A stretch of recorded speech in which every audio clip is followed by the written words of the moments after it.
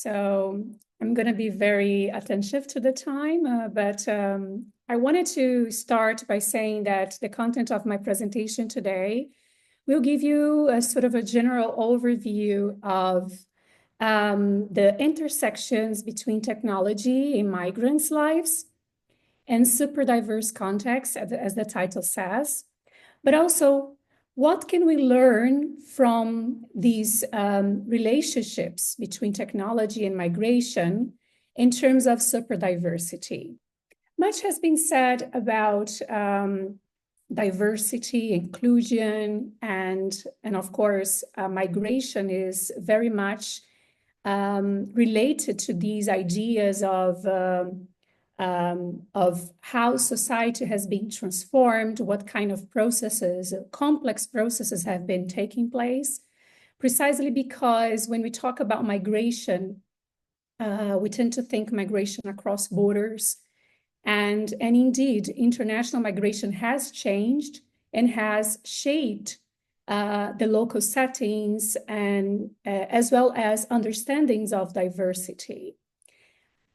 Most of the ideas that we have about national, cultural, linguistic, or even religious diversity has been connected to this idea of nation states, where, of course, migrants from a specific home country would then move to another host state. And then there are issues related to ethnicity, cultural differences in that sense, but also culture has been very much associated with national identities. But we know that with the transformation of migration and the kinds of migration drivers, but also the consequences and the impacts of migration has brought new configurations to society. So these configurations, they are also reshaping a social, demographic, cultural, economic, and political structures globally. So people migrate. They do not only come, of course, with their national and ethnic background, so to speak, but they also have, obviously, their own lives, different characteristics. And then we can think of how migration has indeed brought this complexity that we call superdiversity in a nutshell. In the content of my presentation today, I want to approach this idea of superdiversity through technology, in particular digital technology. So most of my research has been, as Daniel introduced, has been focused on understanding what roles technology play in the processes of migration, both when it comes to mobility, but also when it comes to migrants arriving in new places and trying to rebuild their lives. We know that these processes, they are not linear. And of course, they are not all permanent. They can change. But I think it's an interesting lens to understand superdiversity when we think about the role of technology in migrants' lives, and I will explain to you why. So as we know, societies, whether we embrace it or not, are becoming increasingly superdiverse. And I argue in my research that this transition, this shift, so to speak, requires a critical look, a critical examination of how technologies intersect with this process. And in particular, in Western European countries, the so-called integration framework has been sort of the main sort of blueprint for the processes of adaptations of migrants when they are settling. So the idea is that migrants, they come to a new society and then they learn the language, they learn about the new culture, whatever that means, right? But also they understand how the labor market works, and therefore they will integrate. But the process or the traditional integration frameworks, at least at the policy level, we know that in practice there's a lot of clashes, and the realities of the migrants on the ground, the everyday lives do not necessarily happen through this linear process that is stated in integration frameworks. And that's where technology plays a role, but also it helps us understand and advance this multidimensional perspective on superdiversity as a very complex concept per se already.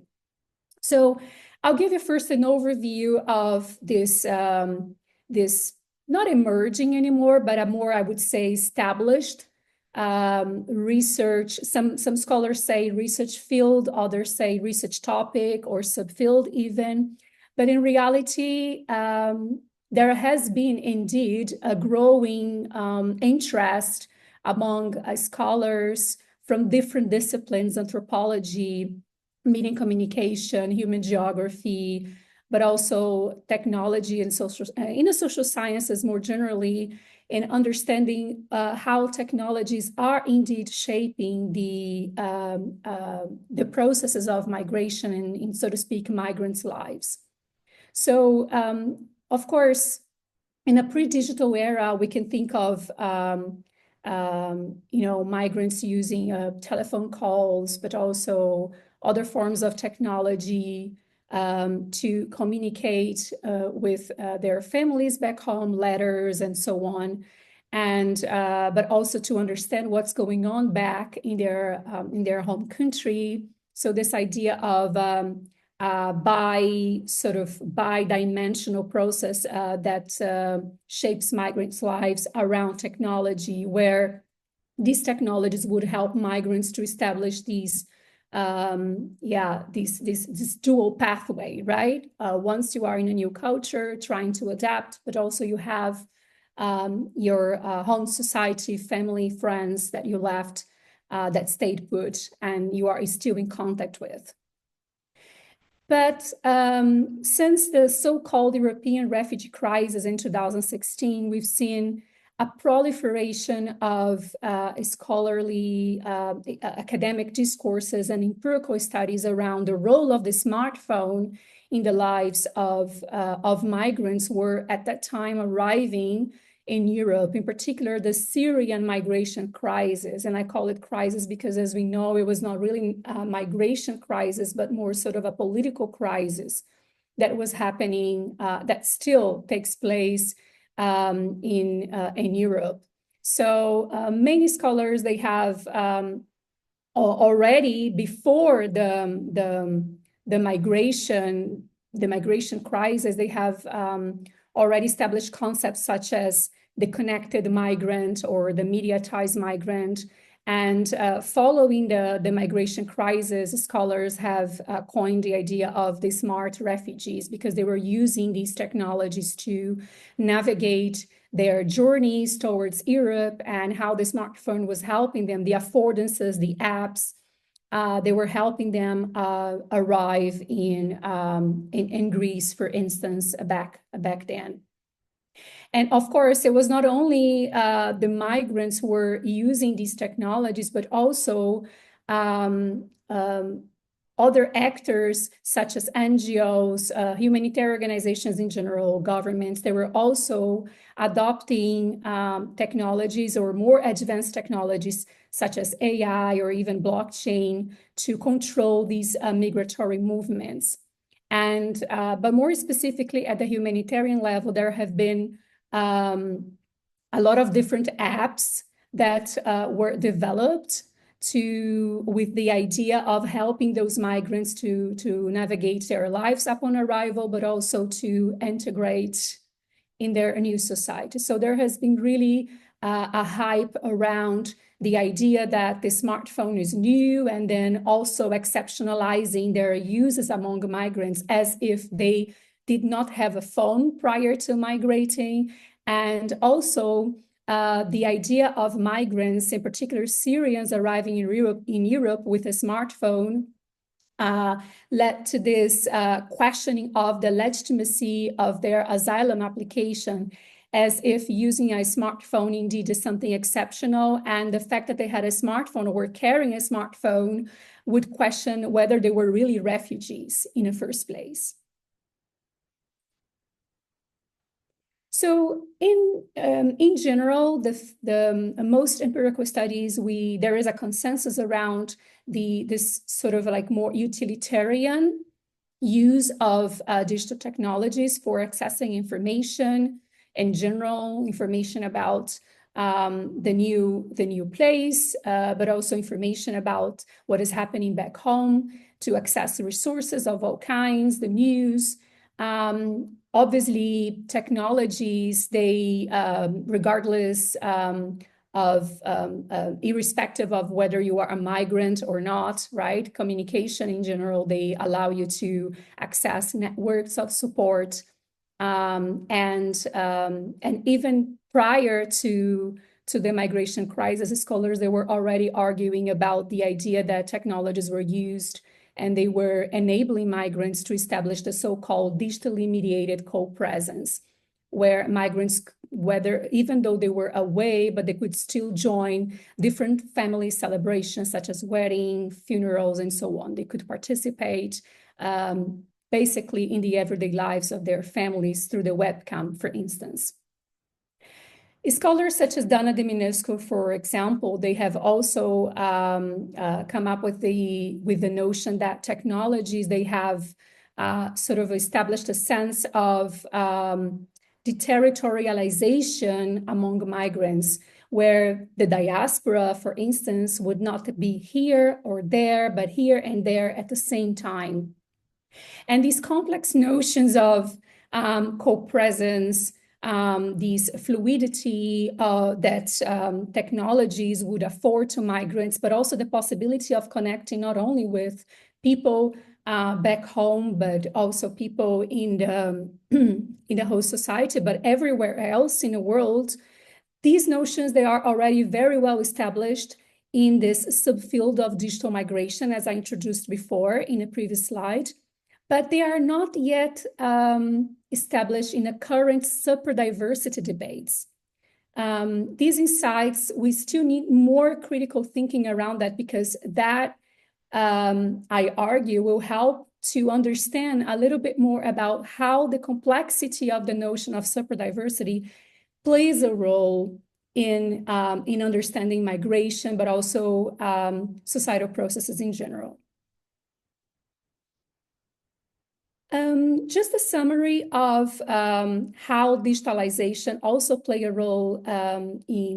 a role in migrants' lives surrounding the idea of digital migrant networks is that, of course, different from the traditional notion of migrant networks, the mediated aspect of these connections, they allow migrants to access different resources at different places at different times.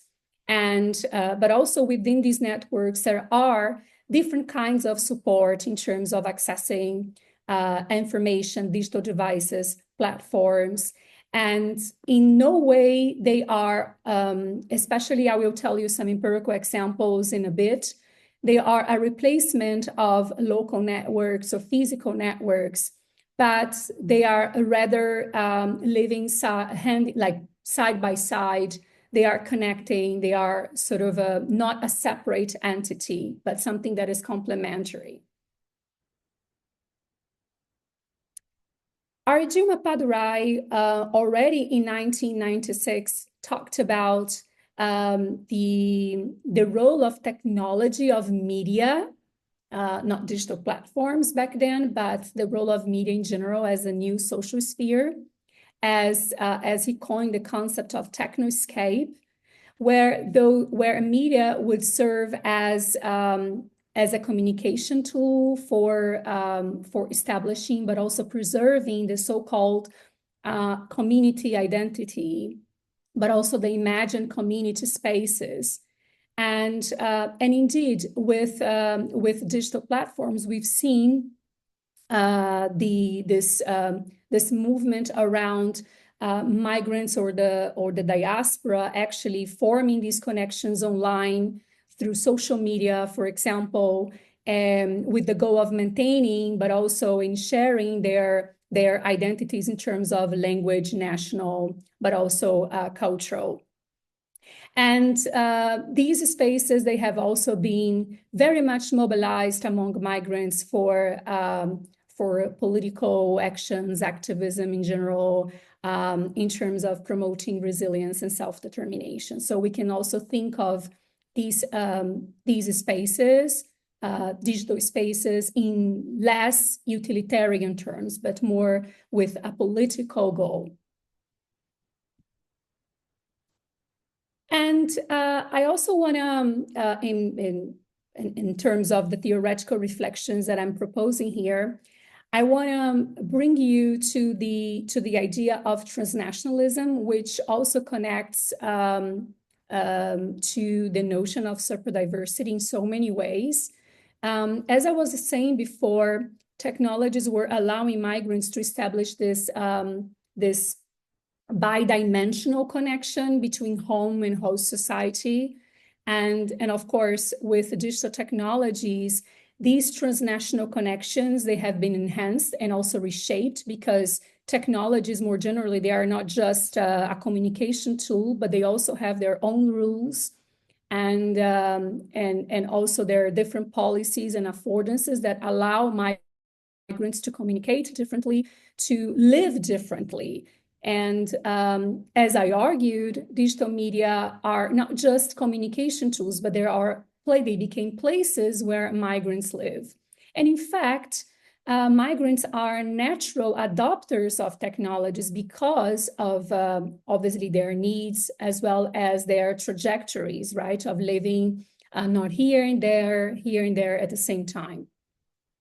And the thing is that when we talk about this complexity around transnationalism, there is always this tendency of thinking of migrants having two lives, and or more generally, migrants connecting, for example, trying to rebuild their lives, but also understanding or maintaining connections back home.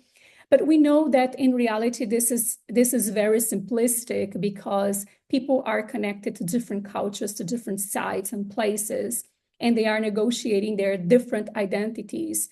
And we cannot reduce the lives of migrants to the ethnicity aspect, to the ethnical aspect only, because obviously, as everyone else, people, they have different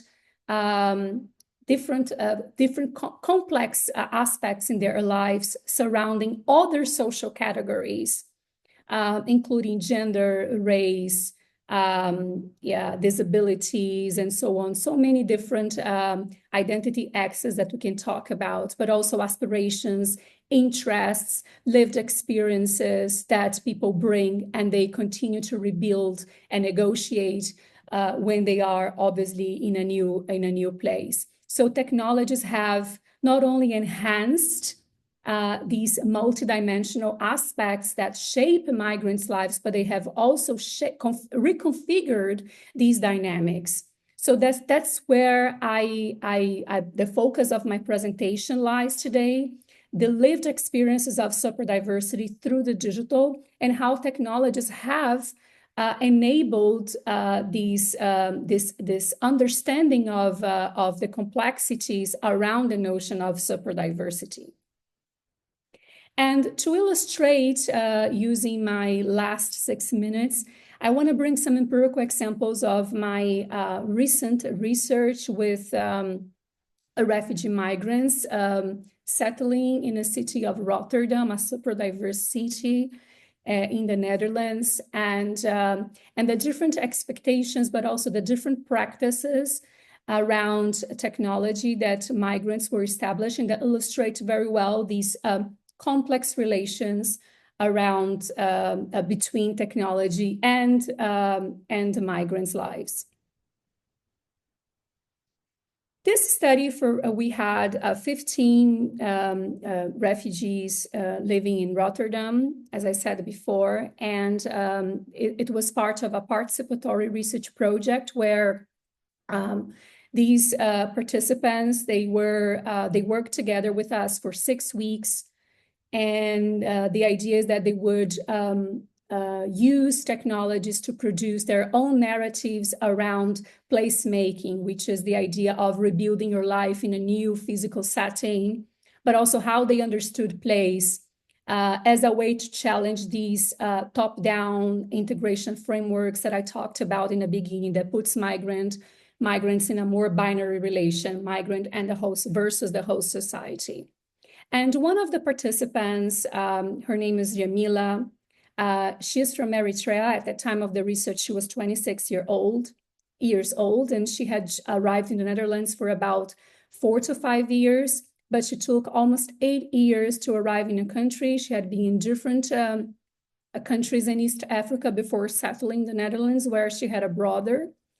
And during the interview with Yamila, she talked about the idea of using technologies for engaging in digital learning, but not the kind of learning, the formal learning that was imposed on her by the civic integration framework at the policy level in the Netherlands, where she needed to learn the language and all those different aspects that are part of this process. But Yamila was using these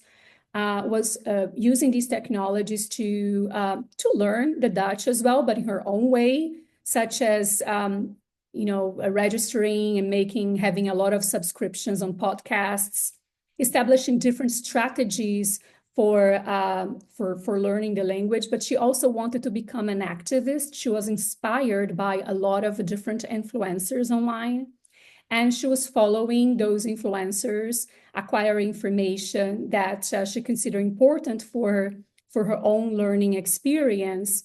And Yamila also expressed that she had to deal with a lot of different issues in the platforms.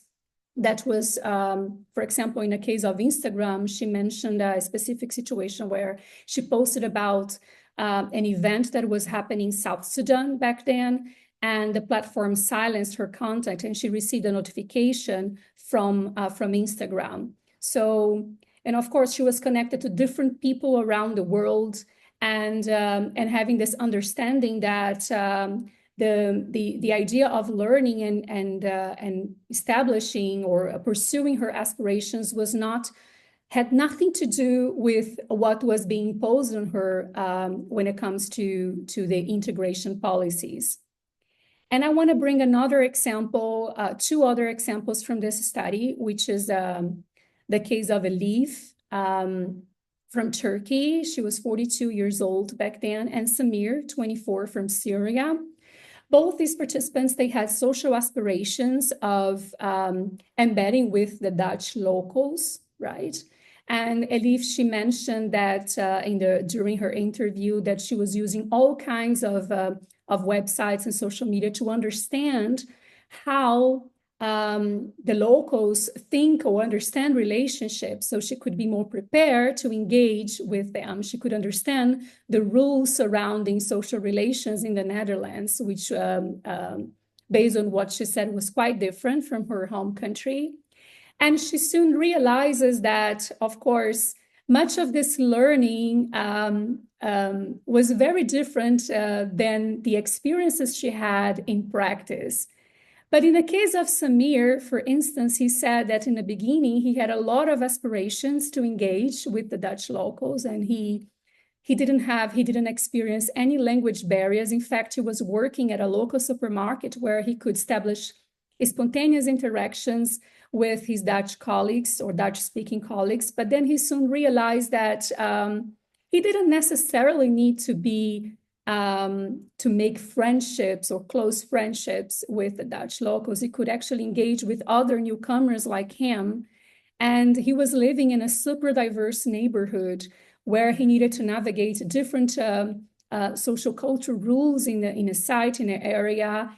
And that's where social media was useful for him, in a sense that he could connect, establish different connections, but also understand these relations through the affordances of the platform. So here we can see that how these experiences, in a nutshell, they challenge this idea of of integration being a bidimensional concept, but also very much aligned with the lived experiences, the aspirations of migrants.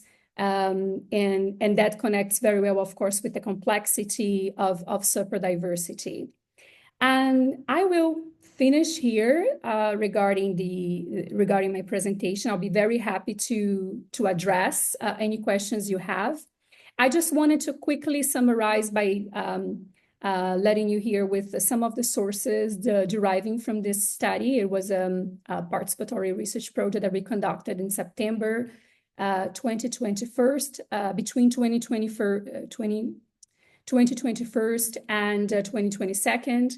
And we also produced a digital placemakers handbook with the participants. And here also the movies that they have produced as the outcome of the program. And here's the link to the website where you can watch the movies if you're interested in these kinds of stories. Thank you.